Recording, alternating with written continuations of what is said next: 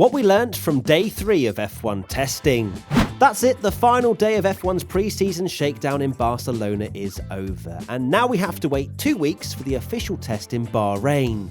But before that, here's what we spotted during day 3 and the final day of testing. A different looking Haas. Overnight, Uralkali's red and blue branding was gone from the Haas car and buildings amidst the crisis surrounding Russia's invasion of Ukraine. The team opted to run a blank livery, and to be honest, it looked pretty slick. The ongoing issues also mean that Nikita Mazepin's seat for this season isn't guaranteed. Alonso's smoking hot. I don't think this was in El Plan. Fernando Alonso didn't really have a great day in the office. First, he went on a trip through the gravel, and then he managed to bring out the first red flag of the day early in the morning session. The Spaniard came to a halt in the final sector as smoke billowed out of his car. This picture, captured by our friends at XPB, is nothing short of awesome.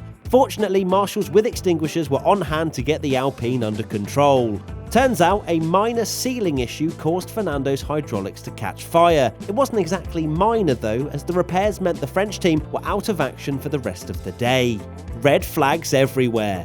The first day had no red flags at all, the second day had 2, and then somehow the morning session of day 3 ended up with 5 different red flag periods. Firstly, you had Pierre Gasly crashing at turn 5, then Guan Yu Zhou brought out the red flag twice, with him spinning into the gravel and beaching himself at turn 10 on the first occasion. You of course had Fernando Alonso, as I mentioned earlier, and lastly, we had Sebastian Vettel having an oil leak which caused a small fire, forcing him to stop on track. Out of action. Alpine weren't the only team to miss out on running after lunch. Gasly's crash left his AlphaTauri requiring a significant amount of repairs, and the mechanics' unfamiliarity with these new cars means it takes longer than before to put them back together. Alpine and Aston Martin both continued to investigate their earlier incidents, while a suspected oil leak forced Haas's Mick Schumacher to sit on the sidelines. A splash of testing. Testing on Friday afternoon looked a little bit different from usual. It was finally time to test out the new 18-inch wet weather tyres. 6 watering trucks soaked the Circuit de Barcelona Catalunya at lunchtime to get it ready for the afternoon's running. In reality, the wet tyres didn't get that much action, with only 5 teams attempting laps on them.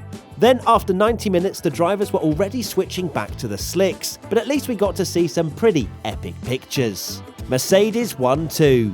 George Russell had sat at the top of the timesheets for most of the day until Lewis Hamilton had a flurry of late laps to displace his new teammate.